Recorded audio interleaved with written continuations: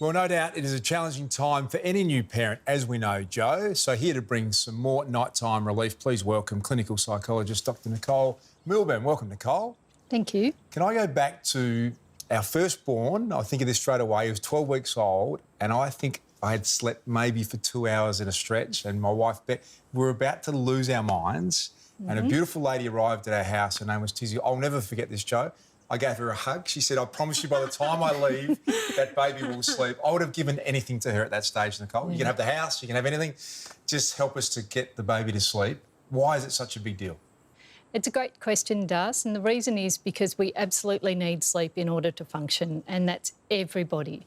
Functioning state dependent, so if we can't sleep, we can't think, we can't concentrate, we can't get along with people, we certainly can't work, and it will drive you mad. It really will. They talk about sleep deprivation as a form of torture, isn't it? And you can see why. You're literally a few days away from losing your minds. Why do some babies sleep well and others don't?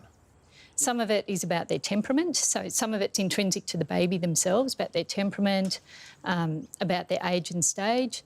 Some of it's about what's going on in the family, the stress levels, who's around, that sort of thing, what's happened. And some of it is about the physical environment as well. I have to concede, sorry, Jo, because... You really have a lot to get out. I have a lot to get off my chest here. When she came into the house, she walked through and she said, can I ask for a start who built the cot? And I was like, she goes, it's on an angle. He's sleeping. There was about... And who assembled the pram? And I was like, that was me too. That's also... Like, I've got to accept a lot of responsibility for why it wasn't working in our house. Right, so poor Sam was sliding down the cot. Probably not being helped by me. OK. Yeah. But that's a really great thing to talk about in that sense of, I bet you didn't think about that. I bet you're in all of your, is he hungry, is he wet, is he not well, is he not well, do we ring the ambulance? I bet you didn't think that the cot was on an angle. So I remember being told when my daughter was a baby that we had to train her to sleep. Do babies need to learn to sleep? Well, I think babies are learning all the time. They're learning from the day they're born, and they're learning in response to the environment all the time. They're learning how to regulate their little selves. They're learning what day is, what night is, what hungry is.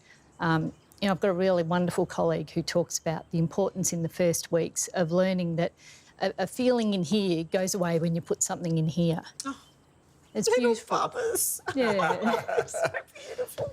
What about the world of eventually, as they get older, allowing them to fall asleep themselves and controlled crying? Is that a term that we should be thinking about? We would say as mental health professionals and early childhood professionals that you really have to understand what is going on in the first place before you jump to an intervention like controlled crying.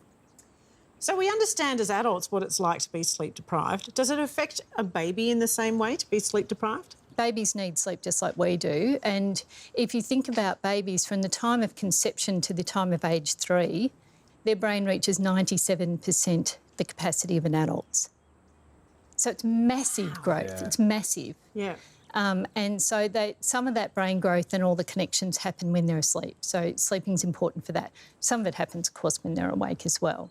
I think I've got friends who are actually regressing the other way. 97%, but that is amazing to think, fully formed almost by the age of 3. So for people out there, everyone who's had children, the thing you want is a healthy baby that sleeps well. What are some of the things we should be thinking about?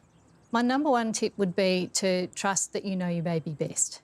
Nobody knows the baby better than the parents do because they actually spend an enormous amount of time just really focused on their baby.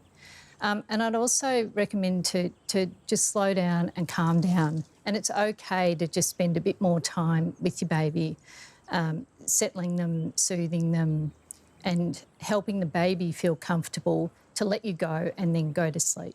I really encourage parents to actually track the number of hours the baby sleeps over 24. Because often babies will sleep in little cat naps, and if you add it all up, then it will be in the normal range. That's a different problem. That's not a sleep deprivation problem. That's a sleep duration problem. We just saw in the story about the Tweedle Hospital and a great resource for families to go and actually go to sleep school. How do we know when's the right time to go to a place like Tweedle? A number of different risk factors, so isolation, really starting to feel like the parents starting to feel like there's no hope or there's no point or they're really getting angry with their baby. And when it's been going on for a long time. Well, I remember when my daughter was a baby, there were so many opinions and pieces of advice and myths and theories, and, you know, you had to give them a dummy, and then there was the milk, and then there was whether you're in the room with them or if you're not in the room with them. And I knew someone who put her baby to sleep on the washing machine while it was going, and it worked every time. So, But you know. I think there was so many people came to us in that first 12 weeks and said, oh, he's got colic. They diagnosed it. And the amount of tonics and potions that arrived, this poor little baby was getting subjected to all these things. You look back and think, God, we just had no idea what we were doing, which is why talking to people like you, Nicole, is really important. So thanks so much for joining us today. We really appreciate it.